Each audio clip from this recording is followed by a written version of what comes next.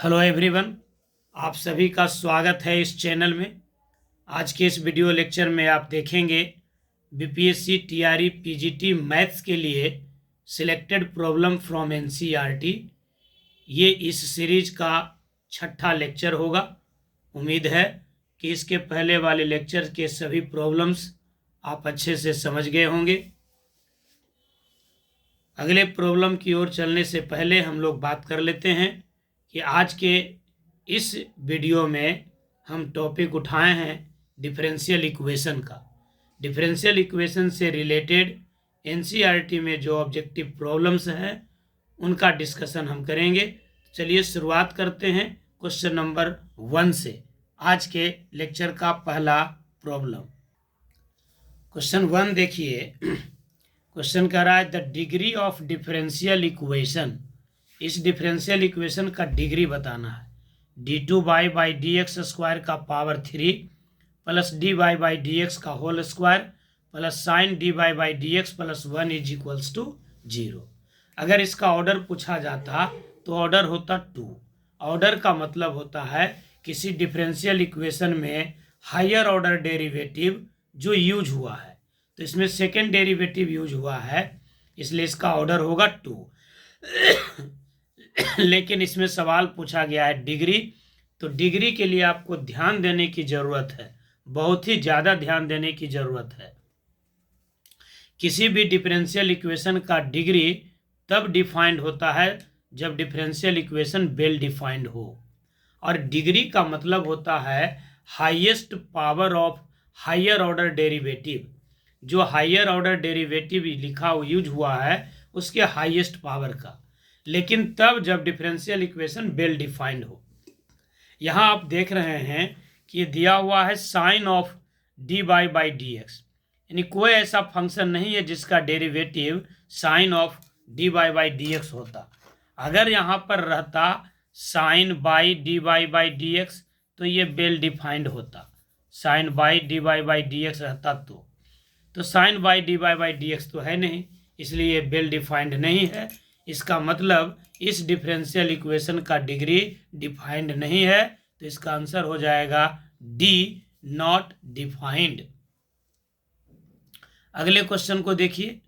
अगला क्वेश्चन है 2 नंबर में, कह रहा है the order of differential equation. इस डिफरेंशियल इक्वेशन का ऑर्डर बताना है। क्वेश्चन है 2x square D two Y by D X square minus 3 times of D Y by D X plus Y बराबर 0। तो ऑर्डर का मतलब होता है higher order derivative used in differential equation. तो इस डिफरेंशियल इक्वेशन में जो हायर ऑर्डर डेरिवेटिव यूज हुआ है वो है D two Y by D X square, यानी सेकेंड ऑर्डर का डेरिवेटिव यूज हुआ है, इसलिए इसका ऑर्डर होगा 2। पिछले वाले सवाल का आंसर क्या था? Not defined. फिर से ध्यान दीजिए, इस डिफरेंशियल इक्वेशन का डिग्री क्यों नहीं डिफाइंड है? क्योंकि ये डिफरेंशियल इक्वेशन वेल डिफाइंड नहीं है। ये sine of D Y by D X है। अगर sine by D Y by D X रहता तो फिर इसका डिग्री डिफाइंड होता। चलिए अगले क्वेश्चन की ओर चलते हैं। देखिए यहाँ भी 2 ऑब्जेक्टिव आपको डिफरेंशियल इक्वेशन में है, और ये दोनों बेहद इंपॉर्टेंट क्वेश्चन है। इसको एक बार देख करके जाना चाहिए एग्जामिनेशन हॉल में। कंसेप्चुअल क्वेश्चन है। क्वेश्चन है the number of arbitrary constant in the general solution of a differential equation of 4th order. अगर किसी डिफरेंशियल इक्वेशन का ऑर्डर 4 है तो उसके जनरल सॉल्यूशन में आर्बिट्ररी कांस्टेंट की संख्या कितनी होगी? तो इसके लिए थ्योरी होगा कि आर्बिट्ररी कांस्टेंट की संख्या जनरल सॉल्यूशन में उतना ही होता है जितना डिफरेंशियल इक्वेशन का ऑर्डर है। For any differential equation the number of arbitrary constant in the general solution of a differential equation is same as that of order of differential equation। तो इस differential equation का order दिया हुआ है 4, तो general solution में arbitrary constant की संख्या होगी 4। अगला क्वेश्चन है the number of arbitrary constant in the particular solution of a differential equation of 3rd order. तो पार्टिकुलर सॉल्यूशन जो है ये फ्री होता है आर्बिट्ररी कांस्टेंट से, यानी there is no arbitrary constant in the solution in the particular solution of a differential equation. किसी differential equation के पार्टिकुलर सॉल्यूशन में कोई आर्बिट्ररी कांस्टेंट नहीं रहेगा, चाहे उसका ऑर्डर कुछ भी हो, तो इसका आंसर हो जाएगा 0। यानी जो जनरल सॉल्यूशन है वो होता है फ्री। ये जनरल सॉल्यूशन में जो है आर्बिट्ररी कांस्टेंट की संख्या उतना ही होती है जितना उसका ऑर्डर है, जबकि पार्टिकुलर सॉल्यूशन आर्बिट्ररी कांस्टेंट से फ्री होता है। आगे बढ़िए, अगले क्वेश्चन की ओर चलेंगे। ये क्वेश्चन नंबर 11 और 12 बहुत ही ज़्यादा इम्पोर्टेंट सवाल, इसको भी आप देख लीजिएगा। ज़रा से इसका स्क्रीनशॉट ले लीजिए। इस सवाल को हम कॉपी पर आपको बनाकर दिखाते हैं, कॉपी बुक में। क्वेश्चन देख लीजिए क्या है। क्वेश्चन नंबर 11 पहले देखिए, फिर बाद में 12 में हम आएंगे।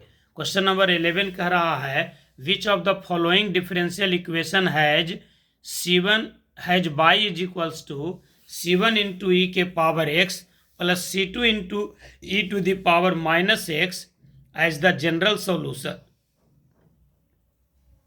कह रहा है कि चारों में से कौन जो है इस डिफरेंशियल इक्वेशन का जनरल सॉल्यूशन होगा, जनरल सॉल्यूशन। तो आइए इस सवाल को हम लोग देखते हैं। एक बार थोड़ा सा ओरली और समझ ही लीजिए, उसके बाद सवाल को बनाते हैं। क्वेश्चन जो है उसको समझने का प्रयास कीजिए। कह रहा which of the following differential equation has this as the general solution, यानी डिफरेंशियल इक्वेशन दिया हुआ है, तो कह रहा है कि किस डिफरेंशियल इक्वेशन का ये सॉल्यूशन है, यानी ये सॉल्यूशन किसका है, इसको वेरीफाई करना है। तो जब सॉल्यूशन को वेरीफाई करना हो तो दिए हुए कर्व के इक्वेशन को उतना ही बार डिफरेंशिएट करते हैं जितना कांस्टेंट की संख्या होती है, और उसके बाद एलिमिनेट करते हैं कांस्टेंट को और एक डिफरेंशियल इक्वेशन प्राप्त करते हैं। वही आपका डिफरेंशियल इक्वेशन मिलेगा जो फ्री फ्रॉम कांस्टेंट होगा। ध्यान दीजिए। और जब डिफरेंशियल इक्वेशन दिया रहेगा और उसको सोल्व करना रहेगा, यानी सॉल्यूशन फाइंड करना होगा, तो इंटीग्रेट करेंगे। यानी डिफरेंशिएशन और इंटीग्रेशन दोनों का कंबाइंड एफर्ट होता है डिफरेंशियल इक्वेशन। तो डिफरेंशियल इक्वेशन में अभी इस सवाल में आपको बताना है कि ये जो सॉल्यूशन है वो किसका है, ये चारों में से किसका है। ऑप्शन देख लीजिए, जरा सा इसका स्क्रीनशॉट ले लीजिए, हम इसको सोल्व करके आपको बताते हैं। देखिएगा, क्वेश्चन आपका दिया हुआ था y is equals to c1 into E to the power x plus c2 into E to the power minus x, और कह रहा था कि ये जो सॉल्यूशन है वो किस डिफरेंशियल इक्वेशन का है। तो आप इसको पहले डिफरेंशिएट कीजिए। दो कांस्टेंट है, दो बार डिफरेंशिएट करेंगे। पहले हम निकालते हैं dy बाई dx, ये हो जाएगा c1 कांस्टेंट है तो e का पावर x प्लस c2 बाहर निकलेगा, कांस्टेंट है तो e के पावर माइनस x का e के पावर माइनस x, और माइनस x का हो जाएगा -1।